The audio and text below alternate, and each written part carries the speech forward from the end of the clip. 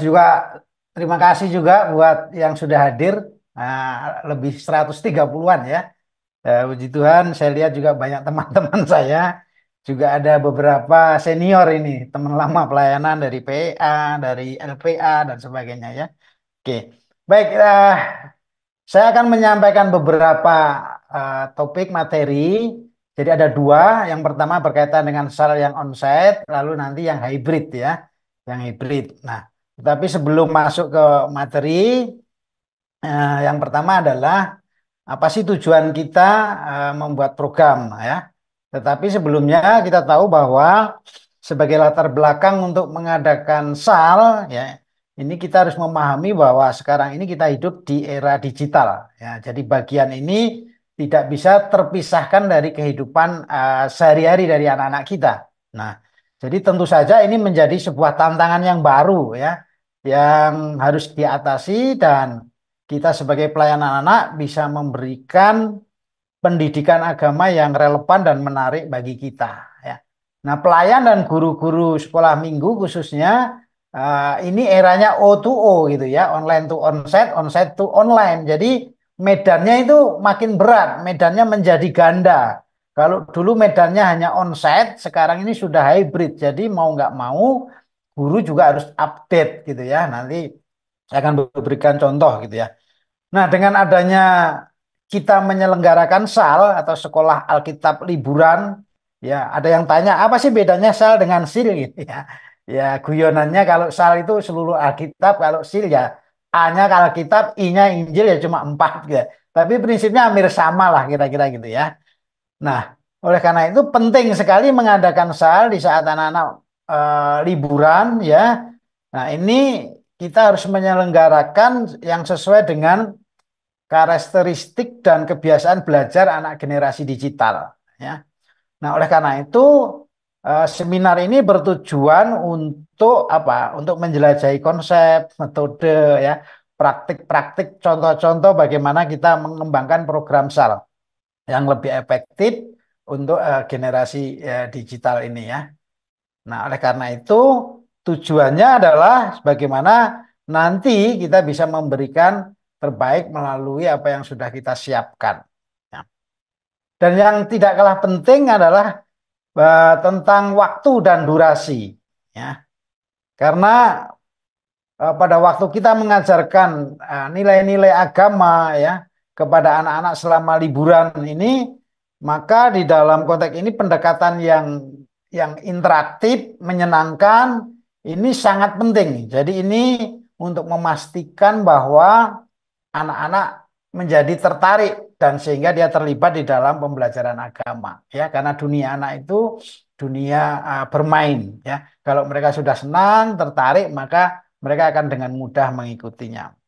Nah, ada beberapa hal yang harus dipertimbangkan di dalam mempersiapkan ini, yaitu berkaitan dengan materi ya, kemudian juga berkaitan dengan diskusi, pendekatan, berbagai kasus dan sebagainya. Nah, untuk materi pembelajaran di dalam merencanakan sekolah Alkitab liburan ini, kita penting untuk memilih topik-topik Alkitab yang sesuai dengan pemahaman dan kebutuhan anak. Ya, kita harus memilih misalnya yang perlu dipertimbangkan ya materi-materi contoh-contoh misalnya kisah-kisah Alkitab ya. Jadi kita bisa memilih cerita-cerita Alkitab yang menarik dan relevan. Nah, seperti kisah tentang Yesus, tokoh dalam Perjanjian Lama, atau peristiwa-peristiwa penting di dalam Alkitab. Ya. Kita juga perlu mempertimbangkan ajaran apa yang ingin kita berikan kepada mereka. Ajaran moral misalnya. Nilai-nilai apa yang ada di dalam Alkitab yang ditekankan di dalam Alkitab. Misalnya seperti kasih, kejujuran, kesabaran, kerendahan hati ya. Melalui contoh-contoh nyata dan cerita-cerita inspiratif. Juga perlu dipikirkan doa dan ibadah. Ya, ini penting sekali. Ini kita harus memikirkan dan membantu anak-anak memahami pentingnya doa di dalam ibadah maupun di dalam kehidupan sehari-hari dan serta bagaimana cara berdoa dan bersyukur kepada Tuhan. Ya. Juga ada materi pembelajaran kita bisa mengambil dari perayaan atau tradisi, ya. Kita bisa menjelaskan nanti tentang perayaan-perayaan agama, ya tradisi-tradisi Kristen, ya mungkin Natal, Paskah, Pentakosta dan sebagainya yang terkandung di dalamnya. Ya. Juga nanti kita bisa memberikan tentang pengertian-pengertian tentang sebuah kebaikan. Diskusikan konsep ini menurut ajaran Alkitab dan ajak anak-anak untuk merenungkan, melakukan ya sehingga nanti mereka pulang itu menjadi agen buat teman-teman, lingkungan dan sebagainya.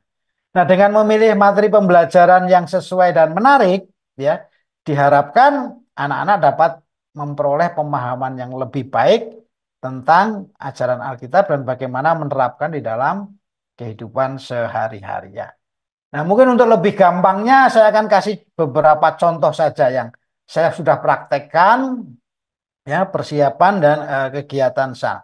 Ya. Yang penting yang pertama adalah jangan lupa Anda harus menyusun buku acara, gitu ya. Nah, di dalam buku acara ini nanti bisa memuat jadwal keberangkatan, mulai keberangkatan, pembagian time schedule-nya, datang dan apa persiapan apa, semua diletakkan di dalam buku acara ini ya. Termasuk nanti ada sate ya, saat teduh misalnya gitu.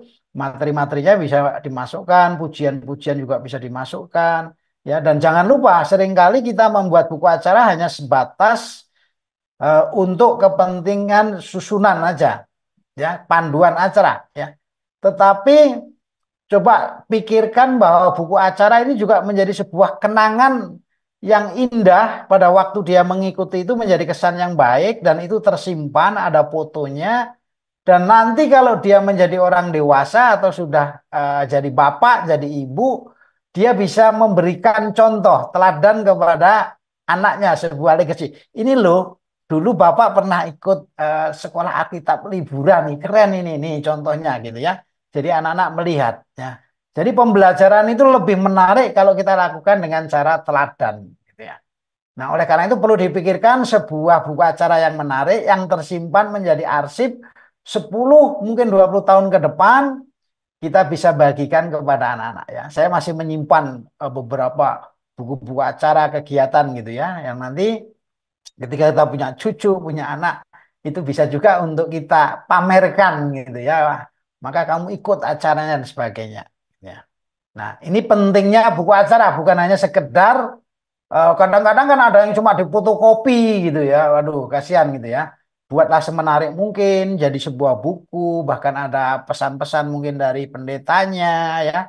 Mungkin ada orang-orang yang tokoh-tokoh itu bisa dikutip juga kata-katanya yang bijak di situ ya.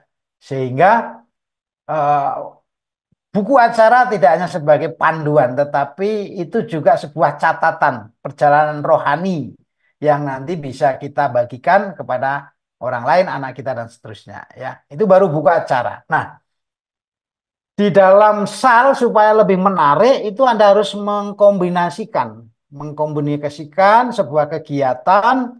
Ya, jangan melulu tentang firman Tuhan, ya, tapi Anda juga harus menggabungkan kegiatan, Anda pinter meracik dengan game, apalagi dengan permainan. Nah, saya biasanya membuatnya eh, ada ini kebetulan temanya adalah excellent generation ya. Jadi saya bagi jadi 4, ada pos spesial, saya adalah orang yang spesial, yang kedua saya adalah orang yang berbeda, yang ke pos 3 itu saya unik dan yang pos 4 adalah saya anak yang terbaik, the best ya.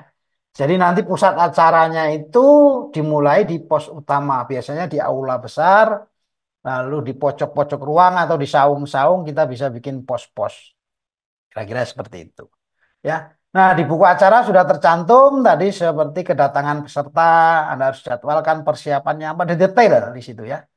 Dan biasanya saya selalu sudah susun kegiatan ini peserta saya bagi 4 kelompok sesuai posnya tadi.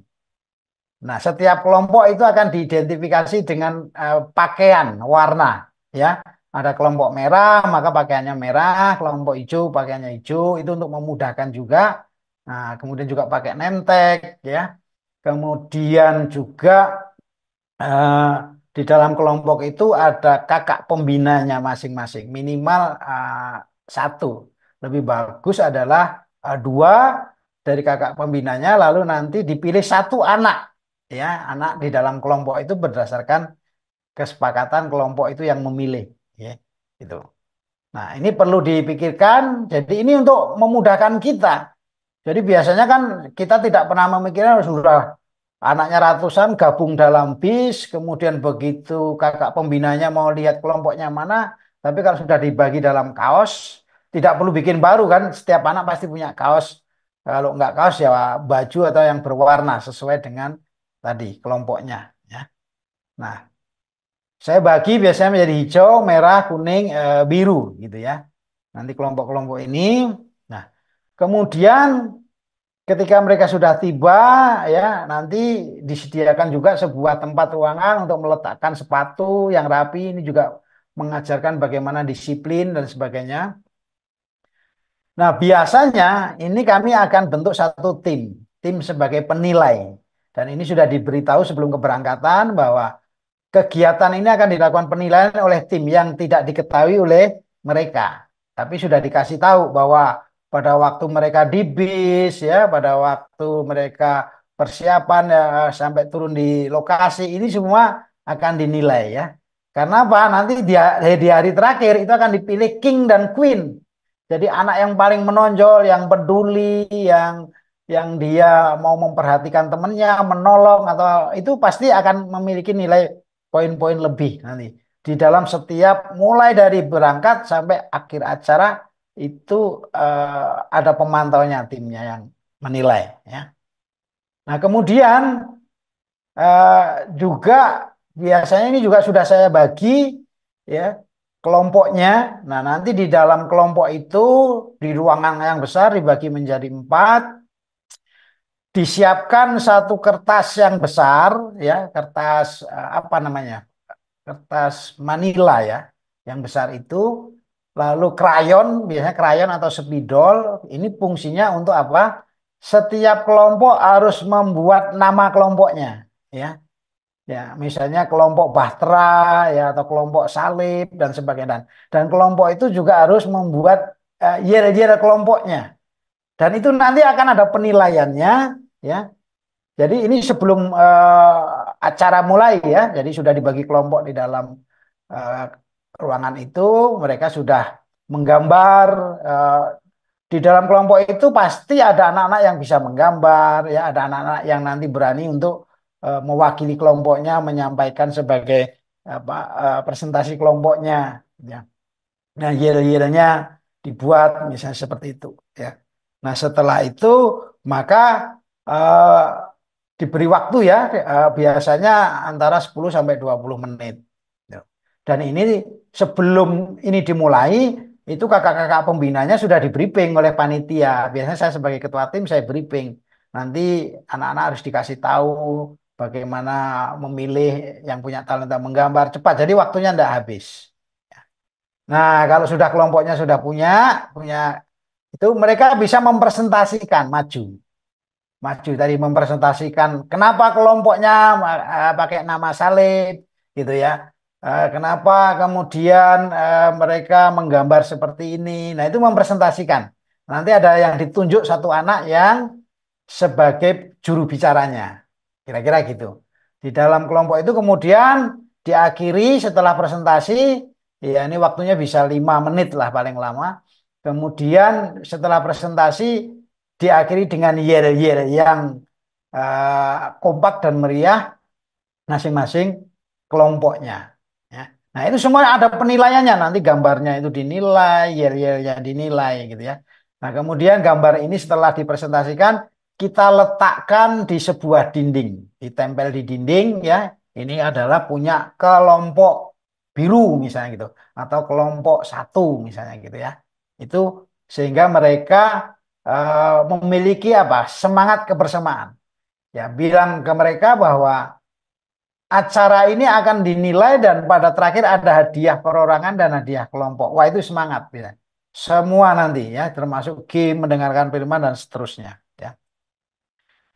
Dan juga sebelum mulai juga nanti diberitahu ada salaman atau hugging ya. kita bisa membuat salaman yang khas gitu ya, yang unik, yang diajarkan kepada mereka ya. Jadi nanti ada momen-momen tertentu mereka harus bersalaman ya, berjabat tangan hugging untuk kepada teman-temannya ya. Nah, biasanya kita lupa ini. Ini cukup menolong gitu ya. Jadi nanti ketemu kelompok yang lain, mereka bisa melakukan salaman unit dan sebagainya. Nah, kemudian jangan lupa kalau durasinya cukup panjang, misalnya 2-3 hari salahnya, Anda boleh bikin satu talent show, gitu ya. Setiap kelompok nanti diberikan undian. Nah, talent show-nya itu Anda sudah siapkan. Mungkin nomor satu undiannya berisi tentang membuat drama, nomor tiga pujian, nomor dua mungkin tentang game dan sebagainya. Ya, jadi nanti ketuanya akan maju ngambil kelompoknya ke bagian apa. Nah, mereka diberikan waktu latihannya kapan? Di sela-sela, di sela-sela break, di sela-sela acara itu menggunakan waktu istirahat dan sebagainya, pinter-pinter ngatur, ya. Jadi ini juga pembelajaran dari memanage waktu, memanage program, memanage apa? Kekompakan dari tim itu, ya.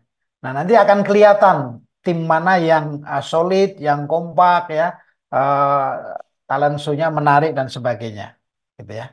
Nah, baru nanti kita akan masuk di dalam pembukaan, di pujian. Setelah ini dijelaskan pujian, kemudian eh, pujian saya pikir nggak usah bahas. Lalu kepada firman Tuhan, ya, firman Tuhan.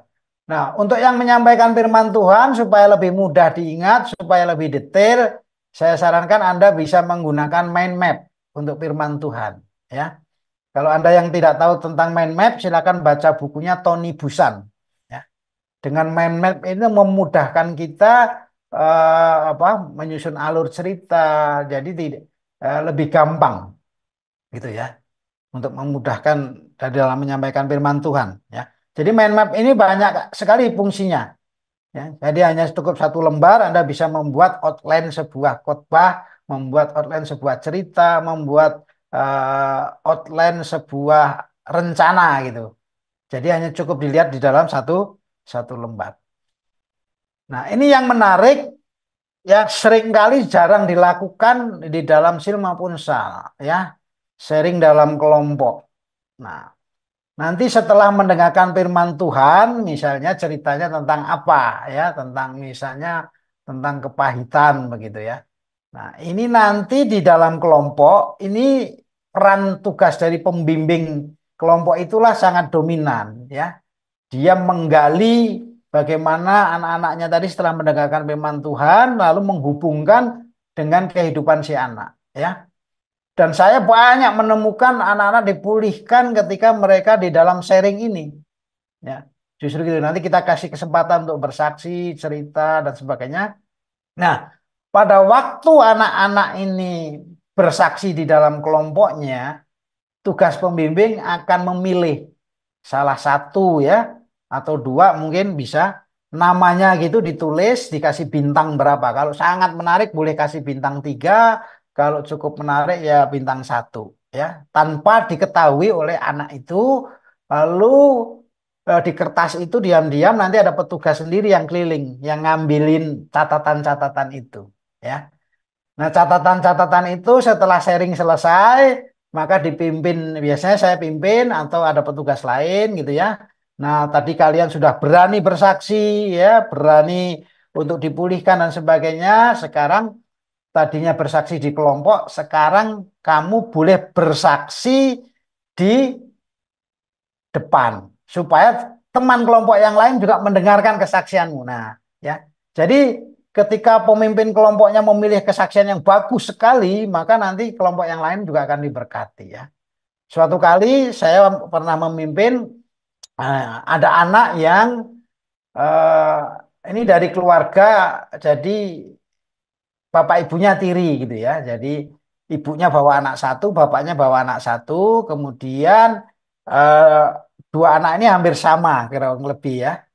Yang satu kelas 3, yang satu kelas 4 kira-kira gitu. Nah, kakaknya ini merasa apa enggak tahu menang gitu, menang sendiri lalu adiknya ini merasa terzolimi ya, disuruh nggak mau apa, bahkan dia dipukuli pakai raket loh gitu, pakai raket. Orang tuanya nggak tahu gitu ya, nggak tahu, dan dia sangat kepahitan dan dia sangat dendam. Hari itu dia maju loh, maju dia kesaksian, kemudian nggak lama itu kakaknya itu bangkit berdiri, yang mukulin dia itu langsung memeluk gitu ya, gitu, langsung memeluk dan mengampuni adiknya. Dan hari itu terjadi pemulihan di situ ya. Jadi yang selama ini anak ini merasa trauma, ya ketakutan dengan kakaknya, dipukulin dan sebagainya. Dan ada banyak kesaksian gitu ya. Dan jangan dikira anak-anak di kota, anak-anak di saya yang selama ini kita lihat manis-manis, ternyata banyak menyimpan kebaikan ya. Nah, ketika kita doakan itu mereka mengalami apa? Setelah kesaksian tadi, ternyata saya juga sempat kaget awal-awal melayani mereka itu ya. Jadi eh, hancur hati gitu ya, banyak kepahitan-kepahitan ya. Mereka merasa hampa hidupnya, tapi uangnya banyak, tapi mama papanya sibuk kerja, kira-kira gitu. Itu banyak sekali mengalami itu. Jadi merasa apa? Dia tidak menemukan apa ya? Orang yang mau peduli dan orang yang bisa menjadi tempat untuk curhat dan sebagainya. Ya. Nah, ini perlu menjadi pemikiran kita juga, ya. Anak-anak orang kaya di kota yang baik-baik selama yang kita lihat di sekolah dan sebagainya, ternyata kita kita layani dan sebagainya, itu mereka mengalami kehampaan gitu ya. Karena selama ini mereka hidupnya banyak dijajet ya. Wah, itu saya sempat kaget juga gitu ya, ketika mereka dilayani, didoakan gitu ya, kayak gitu. Dan mereka orang-orang yang jarang merasakan pelukan. Nah, inilah maka ketika pembimbing-pembimbing ya dan sebagai gurunya dan teman-temannya memeluk dia gitu. Wah, mereka merasa tidak sendirian gitu ya. Nah, oleh karena itu penting bagaimana kita sebagai orang tua bisa menceritakan bapak kita yang baik, tetapi bapak jasmaninya tidak baik ya. Maka dia tidak bisa melihat bapak di surga yang baik itu. Karena dia bapak jasmaninya saja jahat, ya, itu menjadi tembok penghalang. Ya. Nah, sehingga mereka akan mengalami pemulihan, gitu ya. Doa. Nah, nah, sesi berikutnya ini adalah sesi pos gitu ya. Ini menarik, seneng anak-anak game. Kita siapkan game, misalnya pos satu itu tentang cerita firman Tuhan. Ada petugas di sana. Jadi kelompok satu nanti akan pergi ke pos satu, kelompok dua pergi ke pos dua. Itu pos dua berisi tentang kreativitas, misalnya membuat buku tanpa kata, membuat gelang buku tanpa kata, ya, atau membuat kerajinan tangan dan sebagainya yang ada pesan firman Tuhannya. Pos 3 misalnya di situ juga belajar lagu baru. Pos 4 misalnya di sana dia menulis surat untuk orang tuanya gitu ya. Jadi pada waktu acara pos ini mereka berangkat ke pos pun itu sudah dinilai ya. Mereka sudah dinilai, jadi berangkat menggunakan panji-panjinya, menggunakan pos seperti ini gitu ya. Di sini ada nilainya gitu ya. Dan mereka ketika jalannya rapi, kompak dan sebagainya itu mendapatkan nilai yang eh, menarik, yang tinggi dan sebagainya ya. Nah, waktunya kurang lebih bisa diatur 20 sampai 30 menit di setiap pos. Jadi nanti ada timernya, begitu 30 menit selesai atau 20 menit juga boleh gitu ya. Kemudian begitu prit gitu, berarti selesai tugasnya di pos satu itu. Kelompok satu giliran pindah ke kelompok dua pindah ke pos tiga, kelompok tiga pindah ke pos empat. Ya, kelompok empat yang tadi di pos empat pindah ke pos satu. Jadi rolling. Jadi nanti semua kelompok akan mengalami pos-pos itu. Ya. Nah, setiap kelompok tadi di pos-pos itu mendapatkan nilai. Ya. Kira-kira itu untuk kegiatan di pos-pos ini. Ya. Ada game dan sebagainya. Kemudian pada malam harinya ada acara biasanya membakar catatan-catatan dosa gitu ya. Saya bikin bentuk dalam hati, tuliskan ya. Katakan di sana tidak ada yang tahu, hanya kamu yang tahu dengan Tuhan. Tuliskan masa lalumu lalu dibakar. Lalu pada jam 12 malam biasanya ada acara penyalaan lilin bersama ya. Nah, disitulah kita melakukan doa penyembahan dan saya sempat kaget. Beberapa orang mengatakan, wah ini ada apa ini? Ada lawatan Roh Kudus katanya begitu ya. Tapi itu ya eh, saya tidak berani mengklaim, tetapi dari foto-foto yang saya lihat, ternyata foto sebelum Anda lihat di situ ada kilatan-kilatan api pada waktu anak-anak sedang menyembah dan berdoa. Foto sebelum dan sesudahnya. Saya tanya tukang foto, ini apakah karena efek kamera? Bukan, katanya gitu ya. Ya. Bahkan ada yang bilang, wah ini anu Pak, anak-anak dijamah dilawat oleh Tuhan ya, oleh Roh Kudus gitu ya. Sehingga ada lidah-lidah api ya. Jadi mereka menyembah di sana, memuji Tuhan gitu ya. Ini di acara terakhir, ini garis besar ya, nanti detailnya kalau ada yang mau tanya ya. Biasanya saya susun di acara. Nah, di acara terakhir setelah ada talent show, penilaian game dan sebagainya, nanti dipilih Queen dan Kingnya, mereka dapat hadiah dan sebagainya. Ya, ini di acara penghujung tadi paginya. Ya. Nah, durasi dan waktunya nanti jadi sesuaikan. Mau 1 hari, 2 hari, 3 hari, gitu ya. Ya. Nah, kemudian di acara penutupan, ya foto bersama. Nah, ini yang berkaitan dengan SAL ya. Lalu yang hybrid, ya saya cepat saja. Ini yang hybrid, ya ini waktu dalam kondisi pandemi ya, pandemi kami membuat ini, ya ini bahkan kami bikin dalam bentuk ASEAN. Waktu itu pesertanya bukan hanya Indonesia, tetapi seluruh ASEAN ya dengan tema Touch Generation atau generasi yang tangguh ya. Nah, ini luar biasa ini ya. Jadi saya nggak menyangka. Jadi ya, peserta saya minta untuk memakai pakaian tradisional dari masing-masing negara ya. Itu ada dari Kamboja, ada dari Malaysia, ya, ada dari Thailand, dari Filipina, gitu ya. Nah, itu juga dari berbagai tempat. Mereka semuanya pakai Zoom online, ya, Zoom online. Kemudian, nah, pada waktu Zoom online itu kami sudah siapkan sebuah kegiatan yang harus dilakukan di rumah dengan papa mamanya, ya. Jadi ini lebih mendorong mereka melakukan kegiatan di rumah karena ini mereka nggak kumpul kan karena ini hybrid, ya. Nah, kami punya tokoh namanya Master Talk ini ya, yang ini menjadi ikonnya ya, ya dia yang memimpin acaranya, dia yang apa ya memberi apa-apa dan semangat pokoknya ya anak-anak seneng. Bahkan kami punya lagu marsnya, lagu untuk acara ini, gitu ya. Nah, yang menarik adalah pada waktu acara cooking time, ya. Ini acara cooking time, ini kami dapat koki, kokinya muda dari Thailand kalau nggak salah ini, dari Thailand tapi orang orang Medan, ya. Nah, sebelumnya sudah diinformasikan bahwa ada acara cooking time, menyediakan bahan-bahannya juga sudah disiapkan, ya. Nah, melalui cooking time ini ternyata kita bisa menyampaikan firman Tuhan, ya, mengucap syukur, bahannya dibuat dari apa dan sebagainya, gitu ya.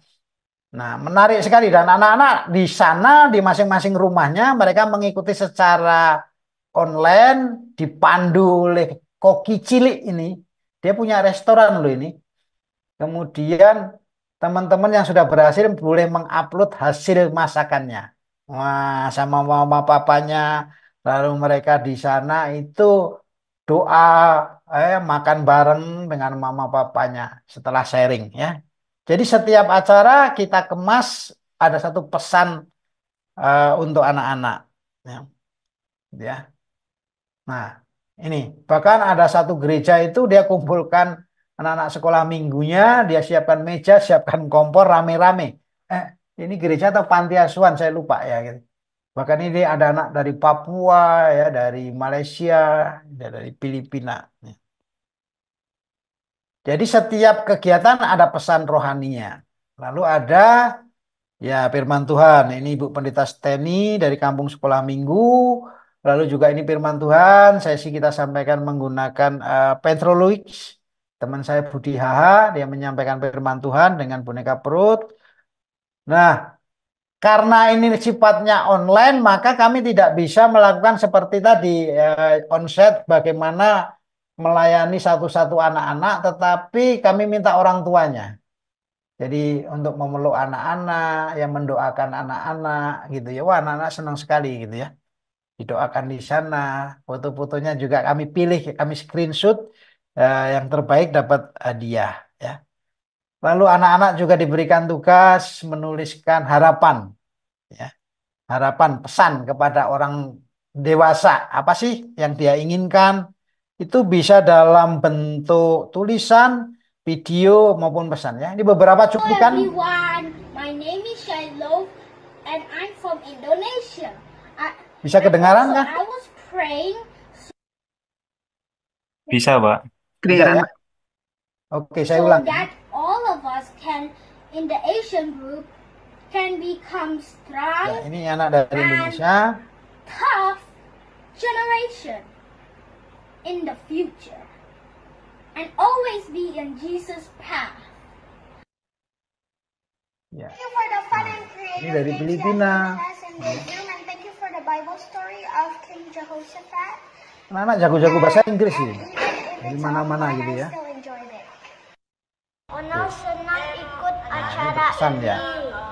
menambah semangat waktu game. Onel senang juga bisa buat sandwich. Terus firman Tuhannya sangat memberkati Onel. Terus Onel tahu pakaian daerah teman-teman semua.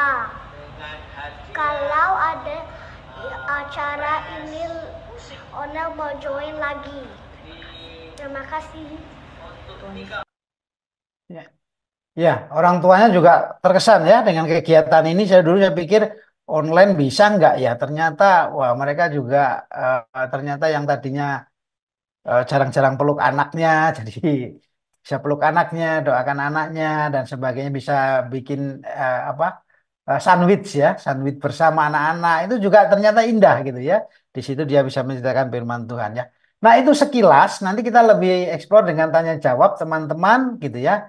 Kalau masih kurang jelas, semua yang saya sudah buat, lakukan sil dan sal dan yang lainnya itu saya sudah tulis di dalam buku saya, judulnya Anak Anda Pasti Berubah ya. Nanti Anda bisa cari online, tapi ini juga diterbitkan oleh penerbit Andi Offset ya. Mungkin sementara itu